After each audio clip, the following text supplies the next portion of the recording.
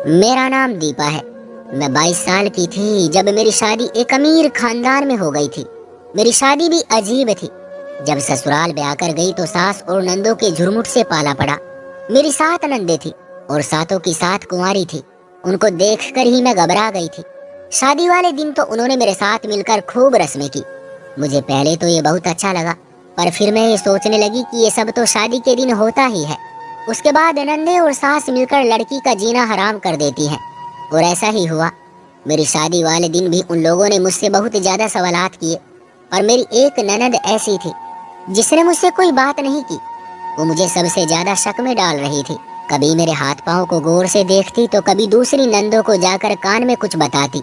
मैं खामोश दुल्हन बनी बैठी थी और ये सारे मंजर अपनी आंखों से देख रही थी और उन सबको सुन भी रही थी। मैं जान चुकी थी कि ये लोग मेरे बारे में जरूर कोई ना कोई खुफिया बात कर रहे हैं, जिसे मेरे सामने नहीं करना चाहते थे। जैसे ही दूसरी ननंद रितिका ने बड़ी ननंद की बात सुनी, उसका भी मुंह खुला का खुला रह गया।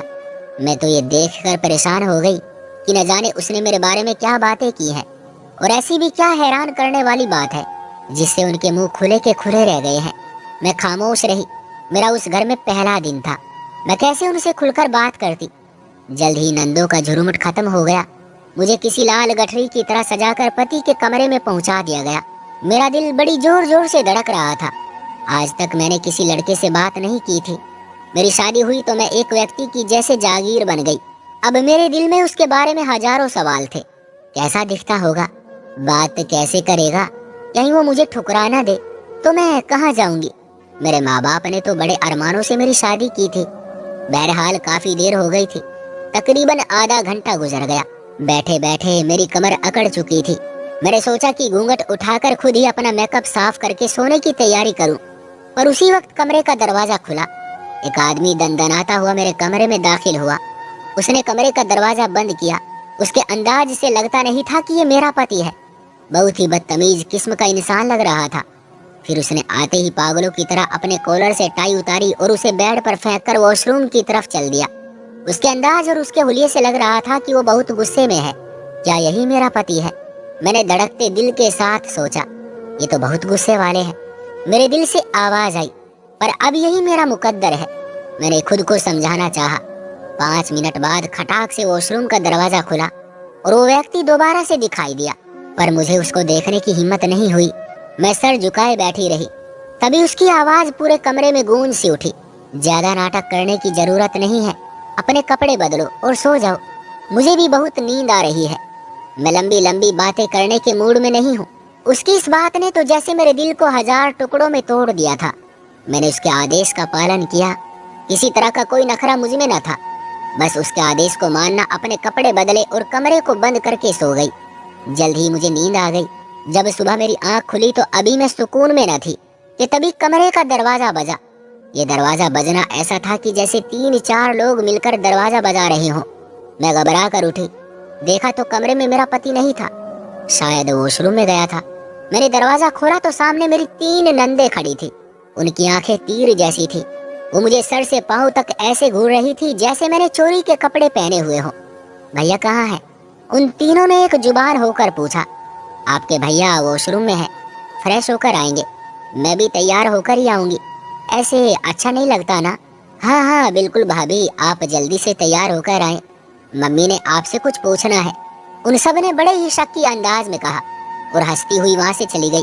मैंने खुद को सजाया संवारा और कमरे से निकलने का इंतजार करने लगी, क्योंकि दिनेश यानी मेरे पति अभी तक तैयार नहीं हुए थे।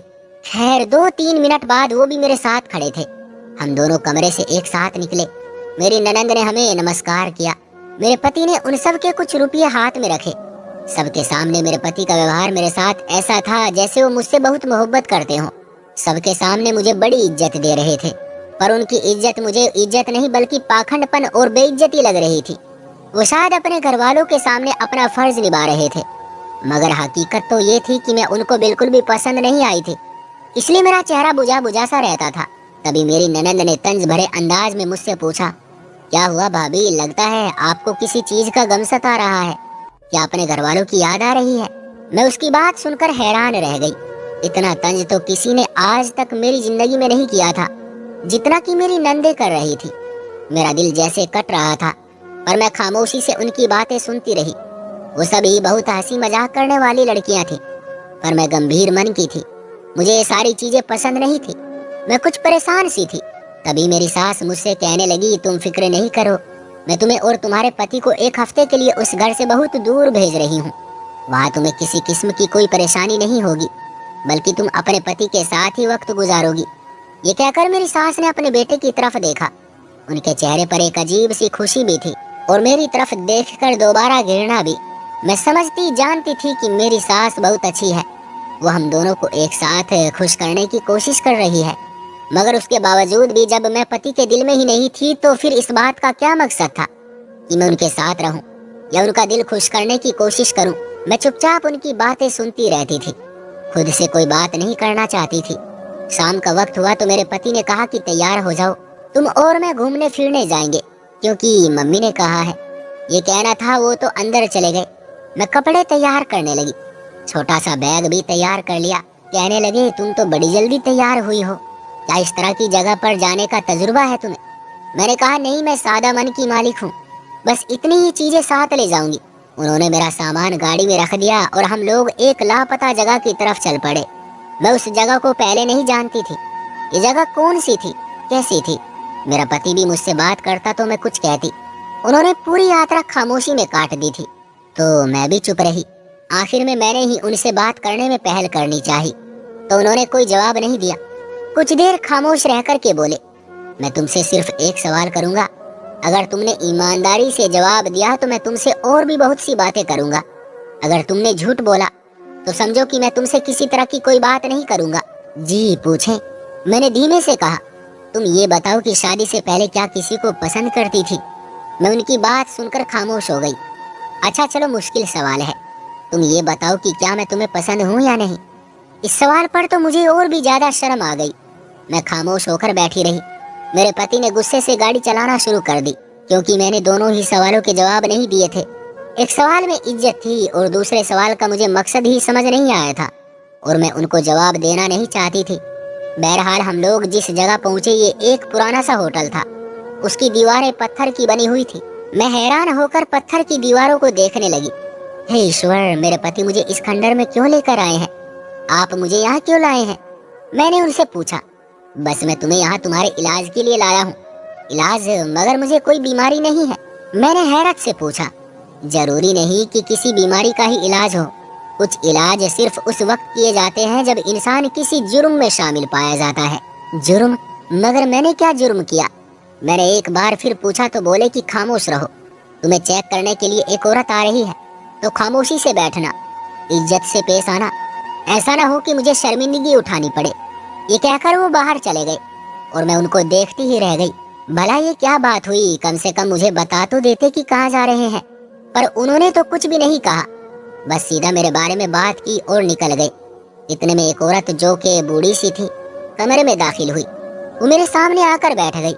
उसने मुझे प्रणाम किया और गौर से देखने लगी। ये भी शायद मेरे पति की तरह खामोश मिजाज औरत थी। मेरा उससे दिल घबराने लगा। वो चेहरे से डॉक्टर बिल्कुल भी नहीं लगती थी, ना ही उसका हुलिया डॉक्टर वाला था। मेरे सामने बैठकर मुझे गौर से देखने लगी, फिर मुझसे बोली, अपनी आंखें बंद करो। मैंने आंखें बंद की। वो मेरे माथे पर उंगली से लकीर बनाने लगी। मुझे ये देखकर बड़ी हैरत हुई थी कि ये डॉक्टर है या वैद्य। मैंने दिल में सोचा, ये मेरा क्या इलाज करेगी? ये तो खुद डॉक्टर नहीं लगती, कोई देसी वैद्य लगती है। थोड़ी देर बाद उसने आंखें खोलने का कहा और सर हिलाती हुई कमरे से बाहर निकल गई। ये कौन सा चेकअप था? मुझे तो इसकी समझ नहीं आई थी। उसके कमरे से जाने के बाद मेरा पति कमरे में आया तो बहुत गुस्से में था। बोला, उठो यहाँ से, मैं तुम्हें वापस घर ले चलूं। मुझे पहले ही पता था। क्या पता था आपको? मैंने फिर से पूछने की कोशिश की। बस मैं जानता था तुम हो ही ऐसी। मैं अपने पति की जुबान से ये बातें सुनकर थक चुकी थी। उससे पूछा कि आखिर मैंने किया क्या है। उसने मुझे कोई जवाब नहीं दिया, यहाँ तक कि हम लोग वापस उसी गाड़ी में घर पहुँच गए। घर पहुँचे तो मेरी सास बहुत खुश नजर आ रही थी। बोली, बेटा तुम लोग हो आए हो बाहर से, अब बताओ मेरा फैसला सही था या गलत? मेरे पति ने मेरी सास की किसी बात का कोई जवाब नहीं दिया। अंदर कमरे में चले गए, यहाँ तक कि मेरी सास मुझसे अकेले बात करने लगी। मेरी आंखों से टप टप आंसू गिरने लगे। मेरी सास ने चौंक कर मुझे देखकर बोला, क्या हुआ बच्ची, रो क्यों रही हो? मैंने कहा कि कैसे ना रोऊं, मेरा पति मुझ पर यकीन नहीं करता। मेरी सास ने दिलचस्पी से पूछा, इस बात का यकीन नहीं करता? क्या वो तुमसे बातचीत नहीं करता? नहीं माँ जी, वो मुझसे बात तक भी नहीं करता, लेकिन मैं उनका सम्मान करती हूँ। मेरी बात पर मेरी सास सर हिलाने लगी, पर मुझे लग रहा था जैसे उस सब के पीछे मेरी सास का ही हाथ है। वो बार बार मुझसे एक ही बात पूछती कि तुम्हारे पति का रवैया तुम्हारे साथ कैसा है। उन्हीं दिनों मेरी सास ने घर में शोर मचा दिया। वो शोर देवर की शादी का था। मेरा देवर भी 27 साल का हो चुका था। अब माँ बाप उसकी शादी करना चाहते थे। मैं उस घर की बड़ी बहू थी, इसलिए मेरी बहुत सी जिम्मेदारियां थी। मगर मुझे नई बहू के आने का खतरा भी था कि मुझे मिलने वाली मोहब्बत आधी हो जाती। भले उस घर में मेरी कोई खास जगह नहीं थी, पर मैं जानती थी दूसरी बहू के आ जाने से क्या होगा, तो मैं खामोशी से उसके आने का इंतजार कर रही थी। शादी मेरे देवर की धूमधाम से कराई गई। मेरी सास ने बहुत खुशी मनाई थी। उनका आखिरी बेटा था जिसकी शादी होनी थी। बेटे दो ही थे, उसके बाद दो बेटियों की बारियां थी। नंदों ने तो पहले ही जीना हराम कर रखा था। अब एक देवरानी भी मेरा सुकून खराब करने आ रही थी, पर मैं कर ही क्या सकती थी। मेरे लिए सिवाय उनको बर्दाश्त करने के और कोई दूसरा रास्ता नहीं था। यूं मेरे देवर की शादी हो गई। एक और लड़की हमारे घर आ गई, मगर उसने आते ही मेरी नंदो पति और सास की सेवा करनी शुरू कर दी। यहाँ तक कि वो नौकरानी की तरह उनकी बातें मानने लगी, जबकि मैं थोड़ी अलग मिजाज की थी। अगर कोई मुझे कहता कि बर्तन धो दो तो मैं कामवाली से धुलवा देती, खुद न धोती। मेरी नंदों को मेरी यही आदत पसंद नहीं थी, जबकि मैंने कभी उनसे कोई बदतमीजी भी नहीं की थी। अब सब उस नई भाभी के नखरे उठाने लगे। ये सब देखकर तो मुझे बहुत बुरा लगता, पर मैं खामोश रहती थी, क्योंकि मैंने भी अपने ससुराल वालों के साथ एक हद तक अच्छा रवैया रखा था, पर कभी उन पर ऐसा कोई एहसान नहीं किया था कि वो लोग मेरी बात मानने पर मजबूर होते। लेकिन अब हर बात में तुलना होने लगी। मेरी सास मुझसे यही कहती कि तेरी शादी पहले हुई है, खुशखबरी भी तुझे पहले ही सुनानी चाहिए। मैं कहती थी कि माँ जी, ये सब तो ऊपर वाले के हाथ में होता है, मैं आपको कैसे खुशखबरी सुना दूं। पर थोड़े ही दिन बाद पता चला कि मेरी देवरानी उम्मीद से है। ये सुनते ही मेरी सास और नंदों को जैसे पर लग गए। वो बहुत खुश हुई, बोली कि हम तो पहले ही कहते थे कि हमारे घर में एक ऐसा वारिस पैदा होगा जो सबकी किस्मत बदल देगा। मैं ये बातें सुनती तो मुझे बहुत बुरा लगता था। आखिर हर कोई मुझे यही बात क्यों कहता था, जबकि सिर्फ मैं ही जानती थी कि मुझे औलाद नहीं हो सकती। मेरा तो पति भी मुझसे सख्त नफरत करता था, और मैंने अंदाजा लगा लिया था कि वो मुझे जैसी लड़की से अपनी औलाद नहीं चाहता, इसलिए खामोश रहता है और अक्सर घर से बाहर भी रहता है। मैं अब रो रो कर थक चुकी थी, अपने मुकद्दर पर आंसू बहा रही थी। वो लड़की जो हजारों अरमान लेकर अपने ससुराल गई हो, उसका पति उससे बदसलूकी करे तो दुख तो होता ही है। उधर मेरी सास लगातार मुझसे ये कहती कि हमें घर का वारिस चाहिए, घर का वारिस पैदा करो। मैं अजीब सी कशमकश में थी। मेरा दिल खून के आंसू रोता था। मुझे और किसी चीज की होश नहीं थी। बस मुझे यही महसूस होता कि यहाँ पर कोई भी मुझे नहीं समझता, बल्कि सब लोग मुझसे नफरत करते हैं।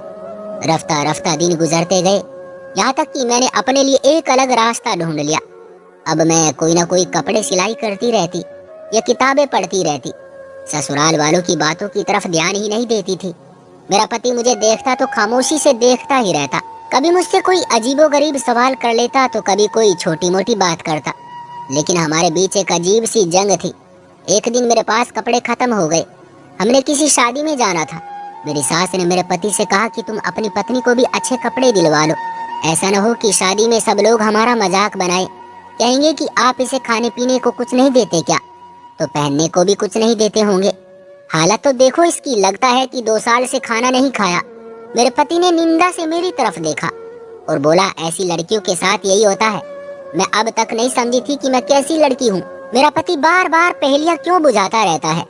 मैं चुप कर गई, खून के आंसू रोती, मगर कोई बात न करती। मेरे पति ने कहा कि तैयार हो जाओ, मैं तुम्हें कपड़ों का जोड़ा दिलवाना चाहता हूँ। मैंने भी मामूली सी चादर ओढ़ी और उसके साथ चल पड़ी। अब तो मुझे तैयार होने का शौक भी नहीं था, क्योंकि मुझे देखने वाला कोई नहीं था, न ही मेरी कोई तारीफ करता। मैं मामूली से हुलिये में उसके साथ चल पड़ी। हम लोग एक दुकान पर पहुंच गए।